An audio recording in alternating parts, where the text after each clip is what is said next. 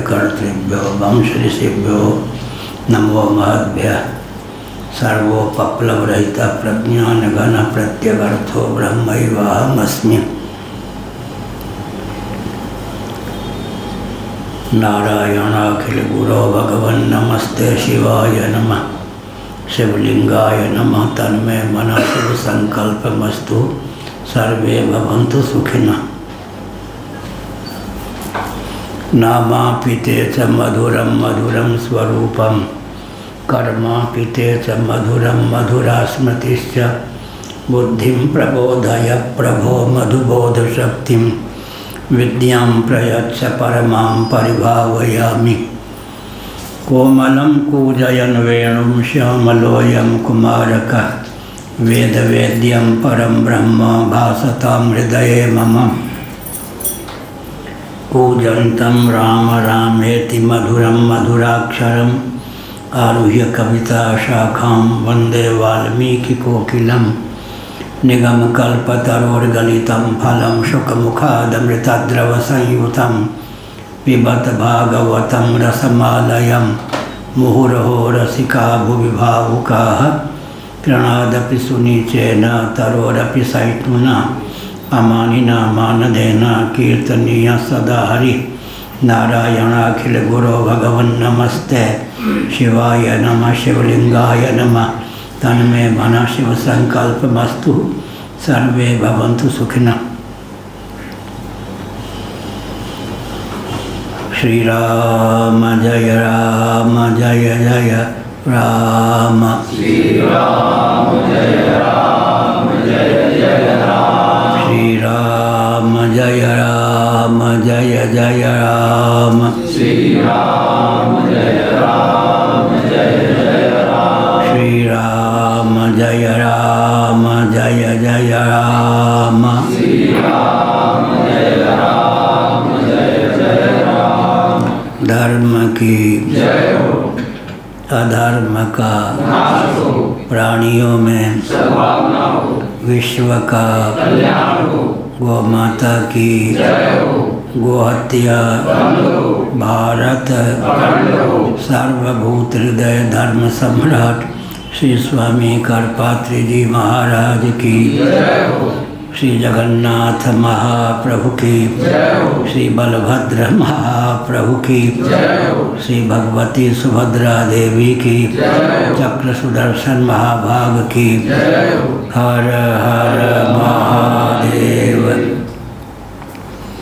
गोविंद जय जय गोपाल जय जय। गोविंद जय जय गोपाल जय जय। राधा रमण हरि गोविंद जय जय। राधा रमण हरि गोविंद जय जय। श्री कृष्ण गोविंद हरे मुरारे। श्री कृष्ण गोविंद हरे मुरारे। हे नाथ नारायण वासुदेव। हे नाथ नारायण वासुदेव। गोविंद जय जय गोपाल जय जय। गोविंद जय जय गोपाल जय जय। राधा रमण हरि गोविंद जय जय। राधा रमण हरि गोविंद जय जय। गोविंद जय जय गोपाल जय जय। गोविंद जय जय गोपाल जय जय।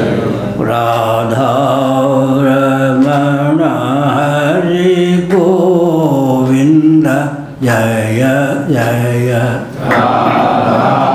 रमण हरि गोविंद जय जय। गोविंद जय जय गोपाल जय जय। गोविंद जय जय गोपाल जय जय। राधा रमण हरि गोविंद जय जय राधारमण हरि गोविंद जय जय। श्री वृंदावन विहारी लाल की जय। कहाँ भाष्य की? अच्छा नच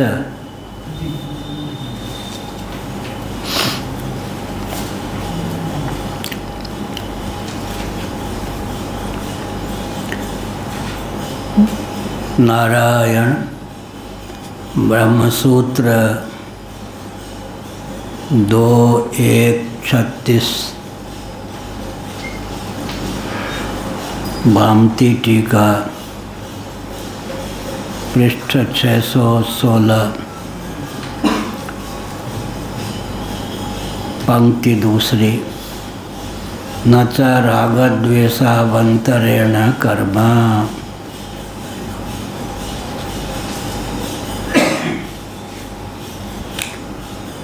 राग द्वेष के बिना कर्म की सिद्धि हो नहीं सकती। अविद्या, अस्मिता, राग द्वेष, अभिनिवेश पंच क्लेश हैं।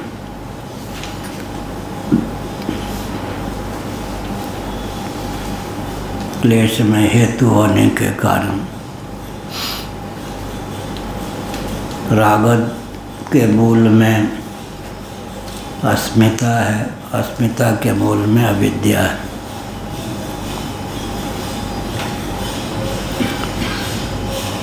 अविद्या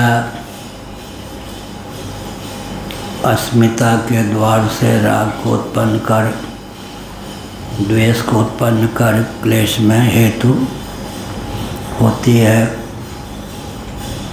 क्योंकि कर्म का मूल राग द्वेष अस्मिता और अविद्या ही सिद्ध है।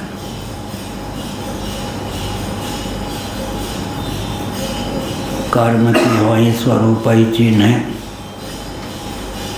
आत्मा को आत्मा के अनुरूप जान लेने पर, अर्थात अविक्रिय विज्ञान घन समझ लेने पर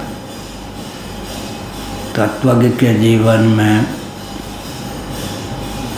स्थिर अकर्म की ही प्रतिष्ठा होती है।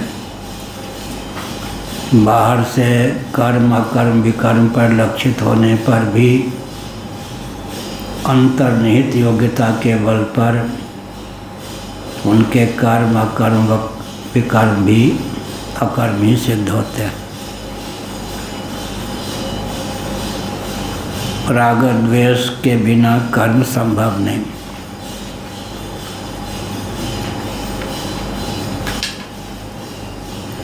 यह कहा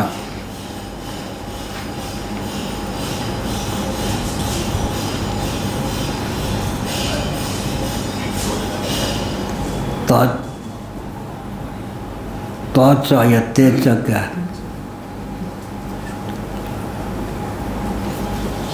तेज होना चाहिए। कलम की तरह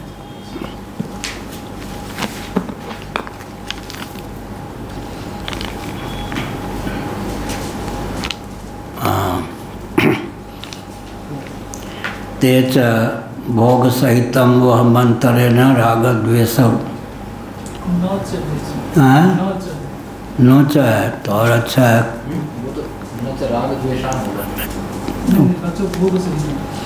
नोच ये तो राग द्वेषावंतरण कर्म आगे। अरे आगे भी ना चाहिए। नोच है या तेज? न च भोग सहितम वह मंत्रण राग द्वेष। अच्छा यह है।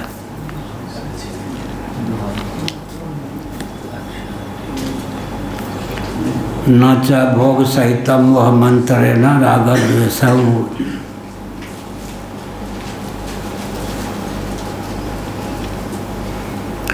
भोग सहित मोह के बिना राग द्वेष की समुत्पत्ति संभव नहीं है। ये तो अच्छा है, उसको न तो करना। भोग सहितम वह मंत्रेण राग द्वेषौ न। भोग सहित मोह के बिना राग द्वेष की समुत्पत्ति या राग द्वेष का समुद्भव संभव नहीं है। यह हुआ।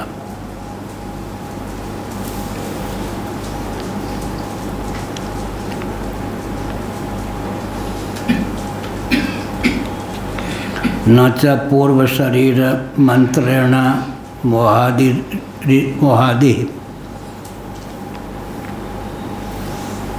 इति पूर्व शरीरापेक्षो मोहादिरेवं पूर्व मोहाद्यपेक्षं पूर्व शरीरम इत्यनादितैव अत्र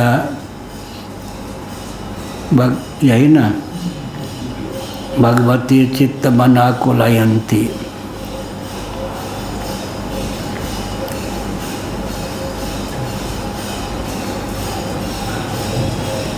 भोग सहित मोह के बिना राग द्वेष संभव नहीं।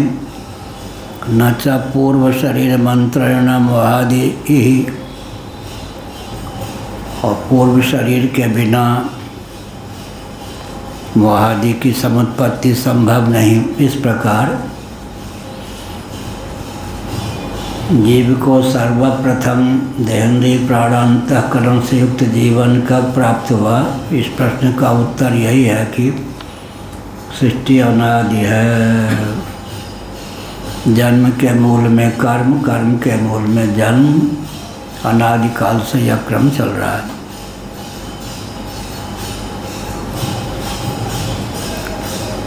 न च पूर्व शरीरम अंतरण मोहादि, पूर्व शरीर के बिना तो मोहादि की निष्पत्ति ही संभव नहीं है।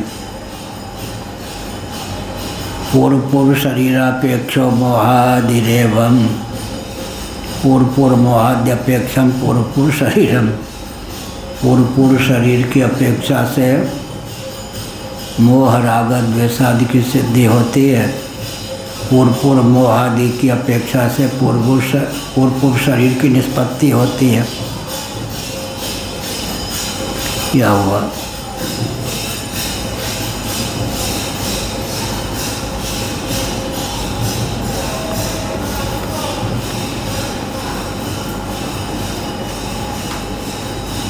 इति अनादितैव अत्र भगवती चित्तम अनाकुलयन्ति। या भगवती लिखा है?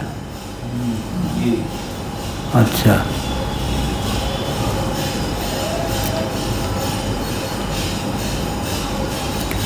पूर्व शरीर की अपेक्षा उत्तरोत्तर मोहादि की सिद्धि होती है। इस प्रकार का अनाकुलयन्ति, चित्तम अनाकुलयन्ति, इस प्रकार से चित्त को ये व्याकुल बना देते हैं।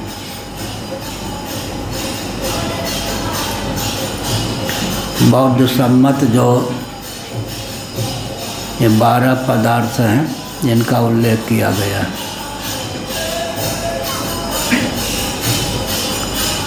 तदेतत् आह रागादि क्लेश वासना क्षिप्त कर्मापेक्षा तु अविद्या वैषम्यकरी स्यात् इति। राग द्वेष आदि जो क्लेश हैं,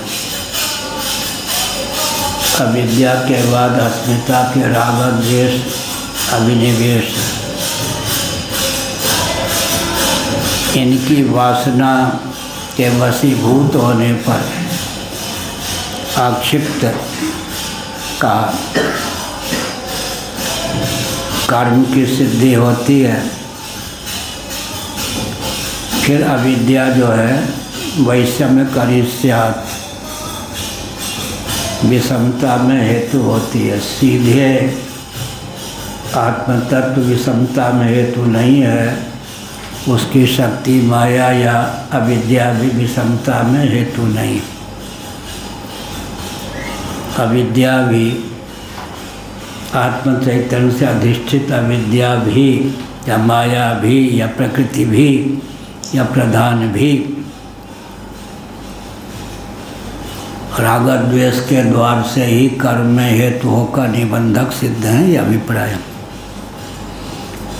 पूर्व मोहाद्यपेक्षम पूर्व शरीरम इति अनादितैव अत्र यह हो गया। रागादि क्लेश वासना क्षिप्त कर्मापेक्षा तो अविद्या वैषम्यकरी स्यात् इति।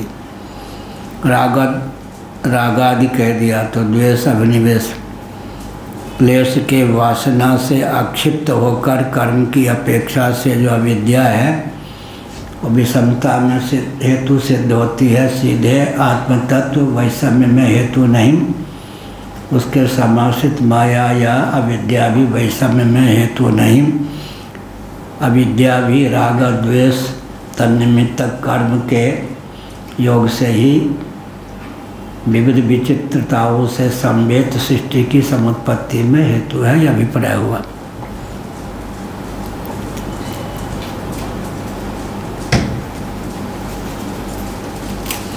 राग द्वेष मोह रागादय रागादि कह दिया, आदि से द्वेष मोह इन सब का ग्रहण करना चाहिए।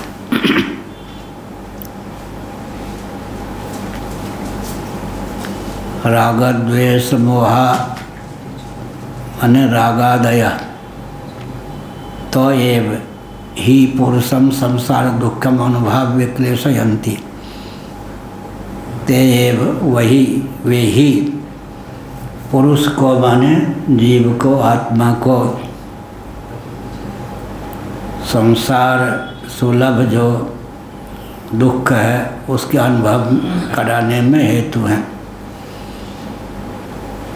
अर्थात जन्म जरा व्याधि दैहिक दैविक भौतिक ताप की निष्पत्ति में हेतु है। अभिप्राय क्या हुआ?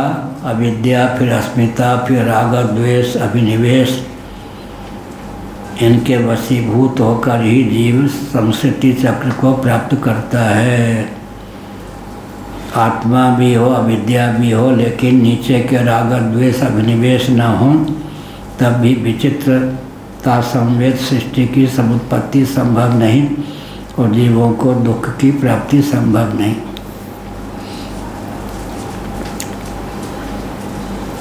रस्सी को रस्सी नहीं जाना कोई बात नहीं, रस्सी का ज्ञान हो गया, रस्सी की अविद्या हो गई, लेकिन अविद्या ने सर्प को दिखा दिया, अब कष्ट होगा ही। और सपेरे को सर्प दिख जाए तो दर्शन मात्र से आनंद होगा, अच्छा है सर्प को फंसा लूँगा, जीविका का साधन बना लूँगा, यह अभिप्राय।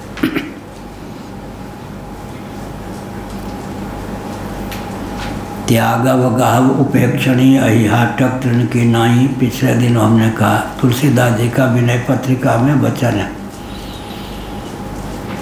माया जो है कहीं त्याज्य कहीं ग्राह्य कहीं उपेक्ष बुद्धि उत्पन्न कर देती है।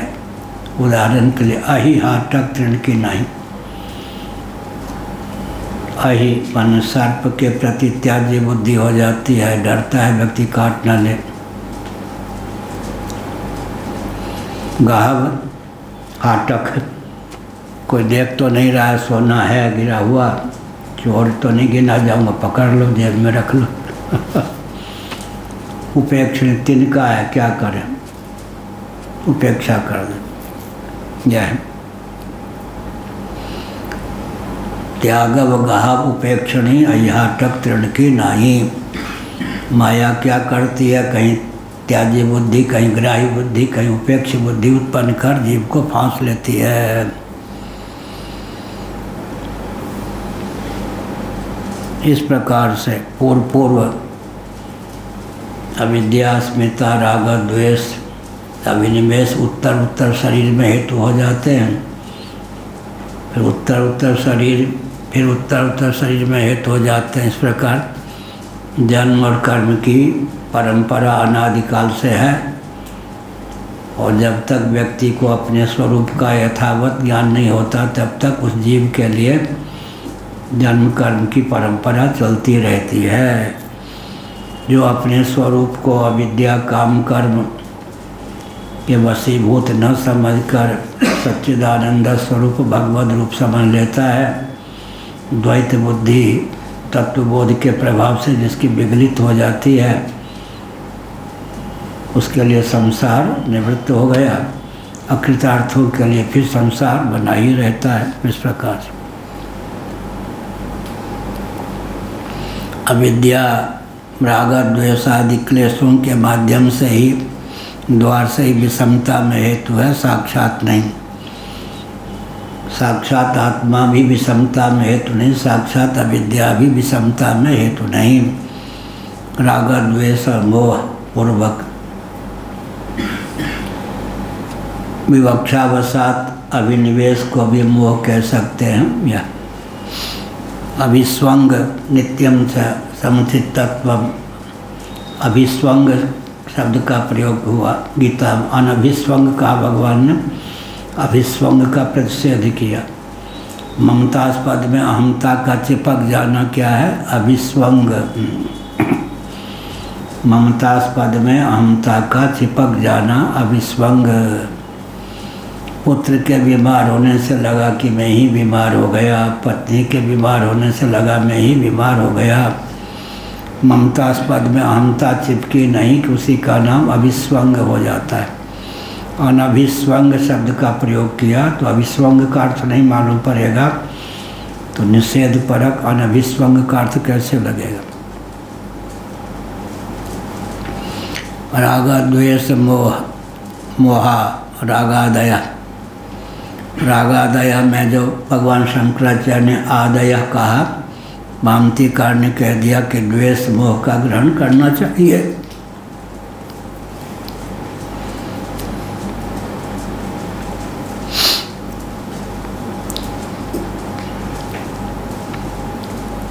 रागादय तो एव ही पुरुषम संसार दुखम अनुभाव्य क्लेशयन्ति। वे ही पुरुष को माने मनुष्य को, जीव को संसार सुलभ जो दुख है उसका अनुभव करा के क्लेशयन्ति माने क्लेश से युक्त कर देते हैं। अविद्या राग आदि के द्वार से ही जीव को भवाटवी में भटकाती है। या केवल अविद्या नहीं बल्कि राग द्वेष मोह के द्वार से, राग द्वेष अभिनिवेश के वशीभूत जो प्राणी हैं वे संसार दुख का अनुभव करते हैं, जन्म मृत्यु की परंपरा को प्राप्त करते रहते हैं। तेषां वासना, क्लेशों की जो वासना होती है, अंतःकरण में स्थित संस्कार का नाम है वासना। यह बहुत विचित्र गाथा है।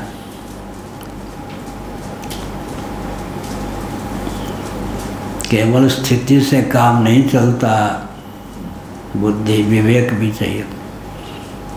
विवेक का पौध अलग है, स्थिति का पौध अलग है। विवेक स्थिति तो सुसुप्ति में स्वरूप के अनुरूप होती है। महाप्रलय में व्यक्ति तो 31 नील 10 करोड़ 40 अरब वर्षों तक ब्रह्म से एकीभूत होकर ही रहता है, पर स्थिति के गर्भ से फिर संस्कृति की प्राप्ति हो जाती है। इसलिए केवल स्थिति का पक्षधर न होकर बुद्धि विवेक का पक्षधर होना चाहिए। विवेकोत्तर स्थिति का महत्व है। विवेक के बिना स्थिति से लाभ तो होता है, लेकिन संस्कृति चक्र का भेदन नहीं होता। 31 नील 10 करोड़ 40 अरब वर्षों तक ऐसी स्थिति बनी रहती है। 31 नील 10 करोड़ 40 अरब वर्षों तक व्यक्ति, अभी कोई सो जाए तो उठाने के बहुत से ढंग हो सकते हैं, विधा हो सकती है। पानी छिड़क दो, जोर से चिल्लाओ, धक्का मार दो। लेकिन महाप्रलय में तो किसी के बस की बात नहीं। कौन जगावेगा भगवान से कि भूत होकर जीव रहते हैं। उस समय जो स्थिति रहती है महाप्रलय में, इस समय तो निर्विकल्प समाधि सुलभ हो जाए फिर भी वो स्थिति नहीं होगी। निर्विकल्प समाधि को भी मात करने वाली स्थिति कब होती है? महाप्रलय में। एक दो क्षण के लिए नहीं, 31 नील 10 खरब 40 अरब वर्ष के लिए होती है। वो प्रयागराज की तरफ से स्थिति आ जाती है। ये देखो वो तो सदा ही ऐसे ही रहते हैं। बढ़िया, देखो ये देखो बढ़िया। हाँ भाई दृष्टांत ढूंढने की जरूरत नहीं है, प्रयोग चलता है, पढ़ाई भी होती है, प्रयोग भी होता है।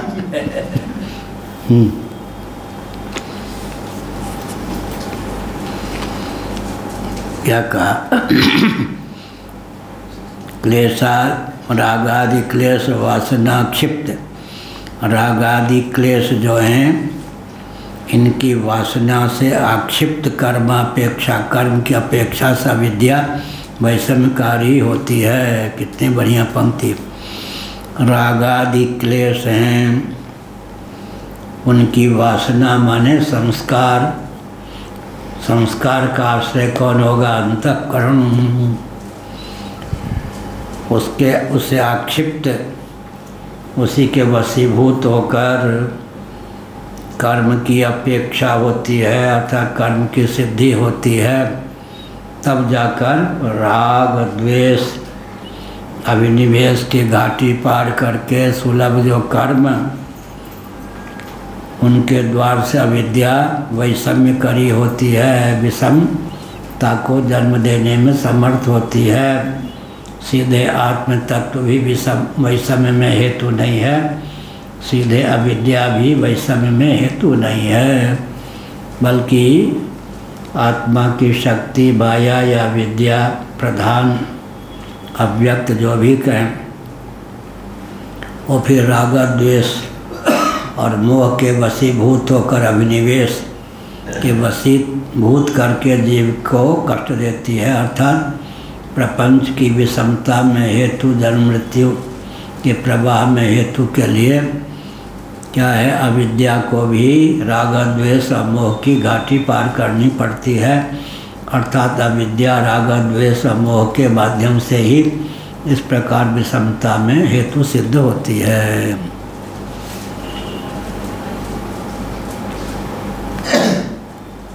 यह हुआ राग द्वेष मोह रागादया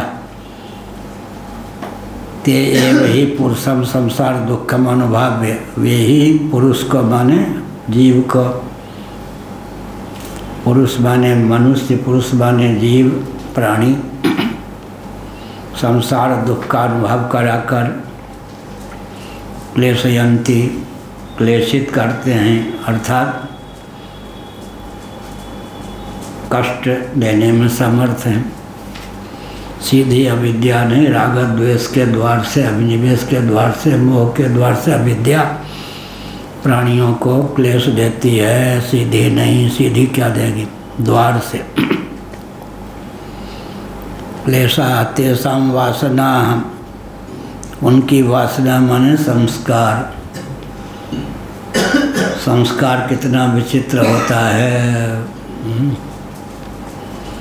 महाप्रलय में सभी प्राणी भगवान से एकीभूत होकर, कई बार मैंने कहा 31 नील 10 खरब 40 अरब वर्षों तक विद्यमान रहते हैं। स्थिति से बढ़िया क्या होगी?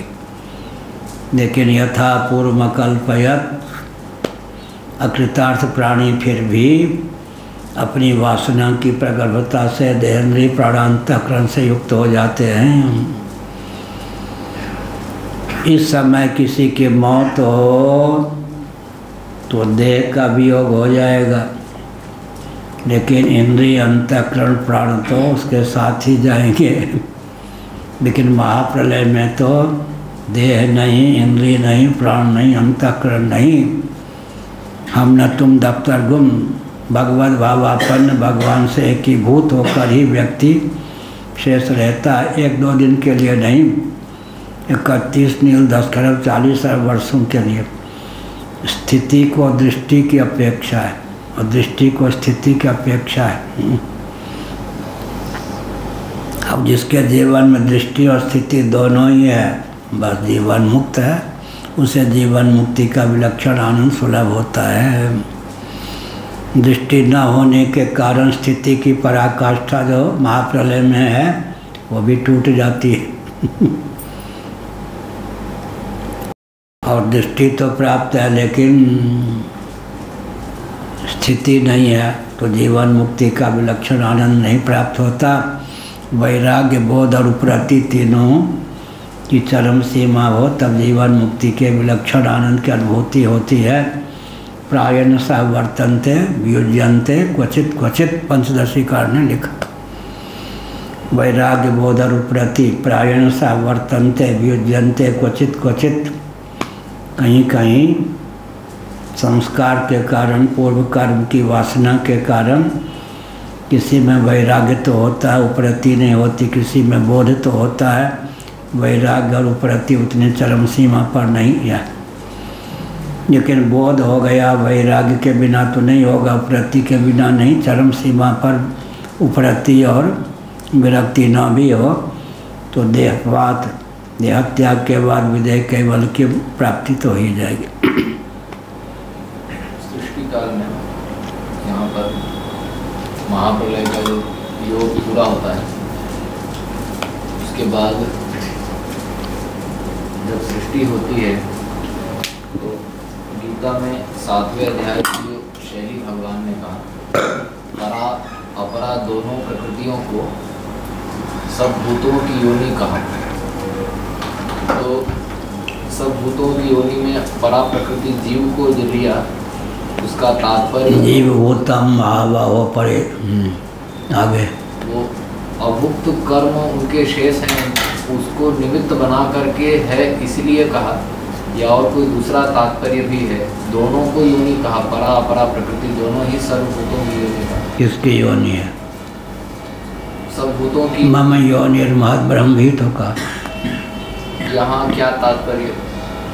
परा प्रकृति का अर्थ है जीव भूतम महाबाहो, अपरियमितस्त्वन्याम अष्टधा प्रकृति अपरा है, परा प्रकृति जीव है।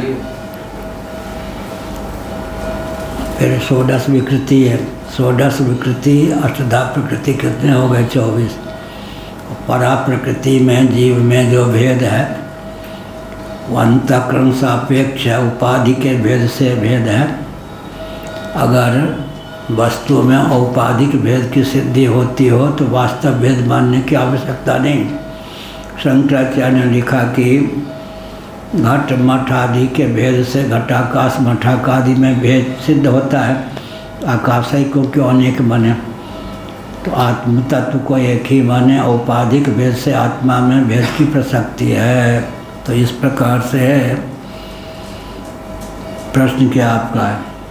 तो परा अपरा दोनों प्रकृतियों को योनि कहा। यदम धार्यते जगत अपरियमितस्त्वन्याम प्रकृति विद्धि में पराम, या परा प्रकृति माने जीव। प्रकृति शब्द का अर्थ यहाँ पर है उपादान भी,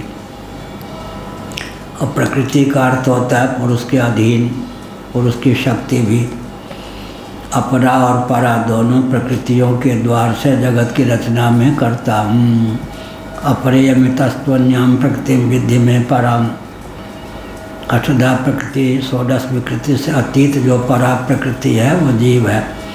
प्रकृति में व्यंग्यार्थ भी है, प्रकृति में रचपच जाने के कारण पुरुष की संज्ञा प्रकृति हो गई। व्यंग्यार्थ भी है साहित्य दृष्टि से।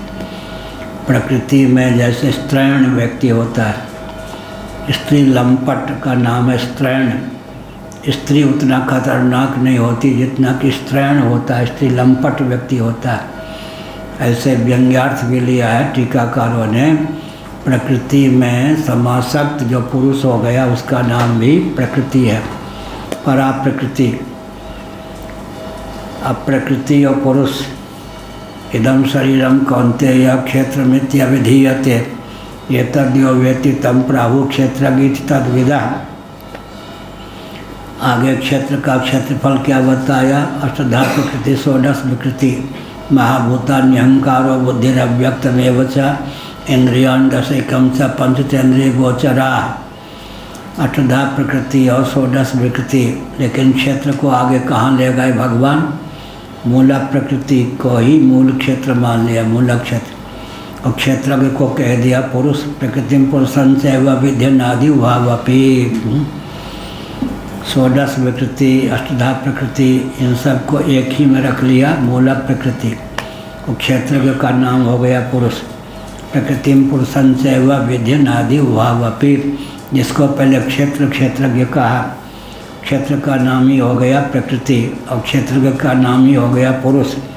अब प्रश्न उठता है, जिस क्षेत्रज्ञ के लिए मूल प्रकृति ही क्षेत्र है, उस क्षेत्रज्ञ में विविधता कहाँ से आएगी?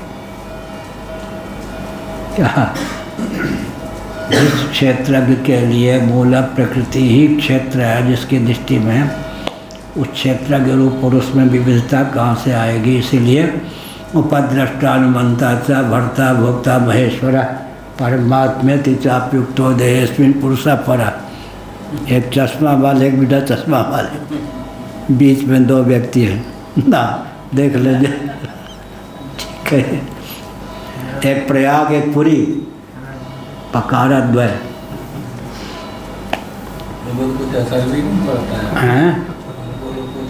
अच्छी बात है। हमारे पूज्य गुरुदेव कहते थे, उधर देखो एक कमी क्या है, उधर देखो।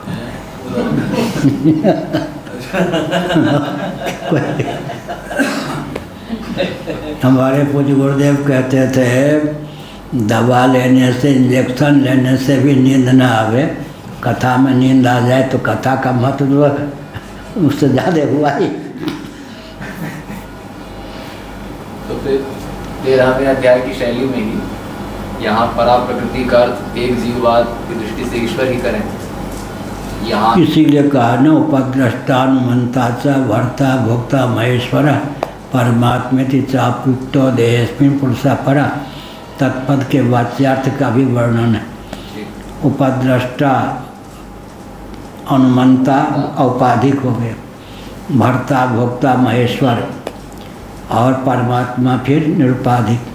उपद्रष्टानुमंता च भर्ता भोक्ता महेश्वर परमात्मेति चाप्युक्तो, यह हुआ।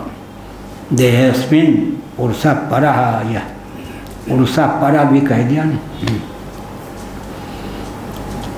रागादि क्लेश वासना क्षिप्त, वासना क्षिप्त कर्मापेक्षा तो अविद्या वैषम्य करी स्यात्। रागादि क्लेश की वासना के वशीभूत, जो वशीभूत, रागादि क्लेश वासना के वशीभूत, फिर तन्निमित्तक कर्म के वशीभूत होकर कर्म की अपेक्षा से ही अविद्या विषमता में हेतु होती है, सीधे नहीं। यह हुआ। राग द्वेष मोह रागादया, वही का रागा द्वेष मोह, इनका नाम हो गया रागादि। पुरुषम संसार दुखम अनुभव्य क्लेशयंती, पुरुष को माने आत्मदेव को राग द्वेष आदि के वशीभूत करके अविद्या संसार दुख का अनुभव कराती है। साक्षात अविद्या क्लेश में हेतु नहीं है, दुख में हेतु नहीं है। अपने कार्यों के द्वार से, राग द्वेष मोह के द्वार से ही, राग द्वेष अभिनिवेश के माध्यम से ही, अस्मिता यहाँ पर नहीं, अपनी ओर से जोड़ लें। अविद्या जो है अस्मिता राग द्वेष अभिनिवेश के योग से विषम सृष्टि की संरचना करती है और जीवों को विविध स्थावर जंगम शरीर प्रदान करती है। यह साक्षात नहीं, इसलिए द्वार कार्य की सिद्धि के लिए द्वार भी अपेक्षित है या नहीं। एक लखनऊ के नवाब थे, उनको पुलिस पकड़ने के लिए आई, वो भाग करके सुरक्षित हो सकते थे, भागे क्यों नहीं? पूछा गया, नवाब साहब आप तो भागने के, जूता पहनने वाले कोई नहीं था, नंगे पाँव कैसे भागता भाई? लखनऊ के नवाब बहुत प्रसिद्ध, जूता पहनने वाला कोई नहीं था, नंगे पाँव भागता क्या? भले अरेस्ट हो गया, नंगे पाँव नहीं भाग सकता लखनऊ के नवाब। ऐसे ही भागने के लिए जूता चाहिए ना। क्या है? अविद्या जो है वो फिर राग द्वेष अभिनिवेश मोह इन सब के द्वार से जीव को बंधन में डाल देती है। सीधे अविद्या बंधन में हेतु नहीं है। राग द्वेष मोह रागादय ते एव ही पुरुषम संसार दुखम अनुभाव्य क्लेशयन्ति इति क्लेशा तेषां वासना। उन क्लेशों की वासनाएं जो हैं, वासना भी बहुवचन है, तरह तरह के क्लेश, विभिन्न क्लेशों की वासना, वासना माने अंतःकरण में स्थित संस्कार, विविध संस्कार, तत्त राग द्वेष आदि कर्मादि के जो संस्कार होते हैं उन्हीं का नाम वासना है। कर्म प्रवृत्ति अनुगुणा ताभिराक्षिप्तानि प्रवर्तितानि, उनके द्वारा आक्षिप्त हो जाते हैं जीव, माने अनिच्छन्नपि प्रवृत्त हो जाते हैं। अथ केन प्रयुक्तोऽयं पापं चरति पुरुषः अनिच्छन्नपि वार्ष्णेय बलादिव नियोजितः। वार्ष्णेय वृष्ण वंश में समुद्भूत है श्री कृष्ण।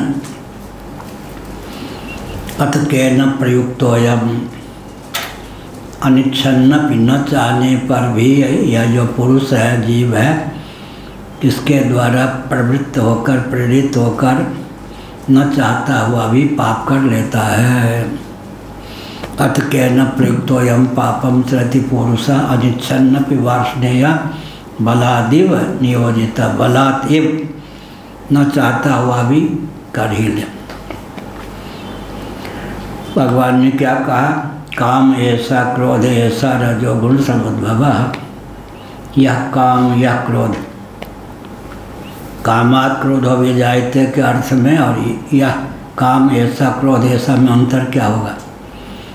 कामात् क्रोधो विजायते, काम के गर्भ से क्रोध होता है, और यहाँ क्या कहा? काम ऐसा, क्रोध ऐसा। यह काम, यह क्रोध, यह काम से क्रोध उत्पन्न होता है। यह एक शैली है गीता में भगवान क्या, एक काम ऐसा, क्रोध ऐसा, यह काम, यह क्रोध। तो काम है, कामना होती है, इच्छा में विघात न पड़ने पर भी चित्त को चंचल कर देती है। उस चित्त का जो चांचल्य है वो भी एक प्रकार से क्रोध का पूर्व रूप है। काम ऐसा, क्रोध ऐसा, रजोगुण समुद्भव। शंकराचार्य ने कहा रजोगुण का उद्भव हुआ तो कामक क्रोध का उद्भव होगा ही, कामक क्रोध का उद्भव हुआ तो रजोगुण का उद्भव होगा ही। एक दूसरे के क्या है? उद्भावक होते हैं। कर्मानुबंधी मनुष्य लोग के इसी प्रकार से, वासना से कर्म, कर्म से वासना। काफी बताएगी क्या? कामना की उत्पत्ति जो है उससे जो चित्त में विक्षेप होगा, क्रोध का पूर्व रूप है वो। हाँ, कैसे समझेंगे? काम ऐसा, क्रोध ऐसा, और कामा क्रोध हो भी जाए थे। कामना में विघात पड़ने पर क्रोध होता है, वो तो ही गया, विघ्न कोई डाल दे। लेकिन भगवान ने कहा कामात् क्रोध हो भी जाए थे, नहीं, काम ऐसा, क्रोध ऐसा, या काम या क्रोध, या काम या क्रोध। इसका अर्थ क्या हुआ? कामना उत्पन्न होने पर जो चित्त में चांचल्य होता है, विक्षेप होता है, क्रोध का मौलिक स्वरूप वही है, विक्षेप। ऐसा रजोगुण समुद्भव, ये रजोगुण के समुद्भावक हैं और रजोगुण इनके समुद्भावक हैं। माने रजोगुण होगा तो काम क्रोध की प्राप्ति होगी ही, काम क्रोध होंगे तो रजोगुण की प्राप्ति होगी ही। राग द्वेष मोहा रागादया तो ये वही पुरुषम संसार दुखम अनुभाव्य, वही पुरुष को पुरुषयनात् पूर्णत्वाद वा पुरुष, या पुरुष का अर्थ होता है पुरुषयनात्। पुरी अष्टक में शयन माने निवास करने के कारण, पुरी अष्टक से अवच्छिन्न चेतन का नाम पुरुष हो गया। पूर्णत्वादवाद व पूर्ण का नाम पुरुष होता है। पुरुष की व्युत्पत्ति दो ढंग से है। संसार दुख का अनुभव करा के क्लेशयंती, क्लेशा तेषां वासना, क्लेश उनसे समुद्भूत जो है उनकी वासनाएं हो जाती हैं। बहुत विचित्र बात है। क्लेश तो क्लेश हैं ही, किसी कर्म का फल भोग ही लिया, लेकिन वो संस्कार का आधान कर देते हैं, इसी का नाम वासना है। तत्वज्ञ के जीवन में क्या विशेषता होती है? प्रारब्ध निमित्तक सुख दुख की प्राप्ति होने पर भी तद्वासना, उसके निमित्त होने वाले संस्कार का आधान नहीं हो पाता। क्या भोग हो गया, औरों के जीवन में फल भी दे दिया और संस्कार के रूप में प्रविष्ट भी हो गए। तत्वज्ञ के जीवन विशेषता क्या होती है? फल तो दे दिया, संस्कार का आधान नहीं करने देते। तत्वज्ञान की महिमा।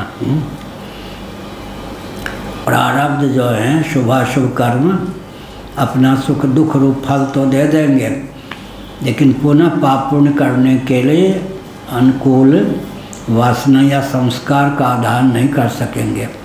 अतः तत्वज्ञों के जीवन में फल देने पर भी जो कर्म है नष्ट हो जाने पर भी तदनुरूप कर्म करने के संस्कार डाल देते हैं। तत्वज्ञ के जीवन में संस्कार का आधान नहीं कर सकते, ये विशेषता है। जो आगामी कर्म जल जाते हैं तत्वज्ञों के, वर्तमान भी जल जाते, आगामी भी जल जाते, भूतपूर्व जो फलीभूत नहीं हुए वो भी जल जाते हैं, तीनों जल जाते। क्या जो आपने अभी बताया? हाँ, आपने अभी जो बताया यही इसका स्वरूप है। जल जाने का मतलब समझ में नहीं आता। कर्म फल देख कर समाप्त हो जाते या नहीं? कर्म तब तक बने रहते हैं कर्ता के अंतःकरण में, चाहे महाप्रलय ही क्यों ना हो। अंतःकरण भी परमात्मा मिल जाएगा, तनिष्ठ संस्कार भी हो जाएंगे, लेकिन जब जन्म होगा तो फिर।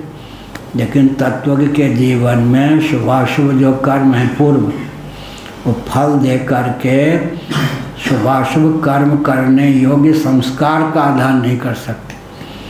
अन्यों के जीवन में फल दे दिया तो कर्म तो नष्ट हो गए फल दे करके, लेकिन वो संस्कार का आधान कर देते हैं, तदनुकूल फिर पाप और पुण्य कर्म की प्राप्ति हो जाती है। ये अंतर हुआ ना। तत्वज्ञ के जीवन की विशेषता क्या हुई? संस्कार का आधान नहीं कर सकते शुभाशुभ कर्म। या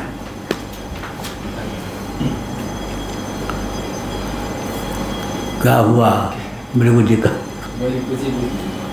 हाँ, ये जो बात मतलब पहली बार सुने तो अजीब लग रहा है। पहली बार अजीब तो लगनी है। कहीं लिखा भी है क्या? कोई तुरंत पूछने में डर रहे थे। डर क्यों रहता है? पूछ रहे थे। डांट नहीं पढ़ने में इसलिए कि अज्ञानी न सिद्ध हो जाएंगे, डांट न पड़े। डांट तो पड़ती नहीं। लिखा है पूछने कहाँ लिखा है? पंचदशी में जो कहीं ना लिखा हो पंचदशी ना ले। इसलिए डर रहे थे कि कहीं ये ना सोचे कि मन से बोल रहे हैं कि कहीं लिखा है। अच्छा ठीक। कर्मानुबंधीन लिखा है या नहीं? कर्मानुबंधीन मनुष्य लोग के गीता का 15वां देवार्थ निकालने की बात है, लिखा तो है। कर्मानुबंधीन मनुष्य लोग के अनुबंध क्या हुआ? अनुबंधम क्षयम हिंसा मन व्यक्ति पौरुषम अनुबंध माने कर्मानुबंधीन मनुष्य लोके यह कर्म जो है कर्मानुबंधीन वासना का आधान कर देते। कर्म पंचदशी में भी है स्पष्टीकरण। कर्म अपना फल देख के तो शांत हो गए, नष्ट हो गए। जब तक फल नहीं देंगे तब तक संस्कार रूप में बने रहेंगे। तत्वज्ञों के जीवन में शुभ या अशुभ कर्म जो पूर्व अनुष्ठित हैं वो फल देने तत्वज्ञों के जीवन प्रारब्ध है, केवल प्रारब्ध। संचित तो नष्ट ही हो जाते हैं, क्रियमाण अकर्म हो जाते हैं। तत्वज्ञान के पूर्व जो किया वो भी नष्ट हो जाते हैं संचित खाने में जाकर। प्रारब्ध फल दे करके नष्ट होते हैं, लेकिन वो प्रारब्ध शुभ अशुभ जो कर्म हैं फल दे के नष्ट हो जाते हैं। उन तत्वज्ञ के अंतःकरण में संस्कार का आधान नहीं करते, जिसके कारण केवल फल देने की उनमें क्षमता होती है, पुनः शुभ या शुभ कर्म कराने की क्षमता नहीं होती है, संस्कार नहीं होते। ऐसा विशेष उनका अंतःकरण हो जाता है। कैसा? शुभाशुभ कर्म फल दे करके शांत हो जाते हैं, लेकिन वो वासना या संस्कार का आधान नहीं कर पाते। या भी 9 बजा देते, बज गया। वो जो संस्कार नहीं डाल पाएगा और भविष्य में उसका फल तो मिलेगा ही नहीं। किसका? अभी जो क्रियमाण है वो तो अकर्म हो गया।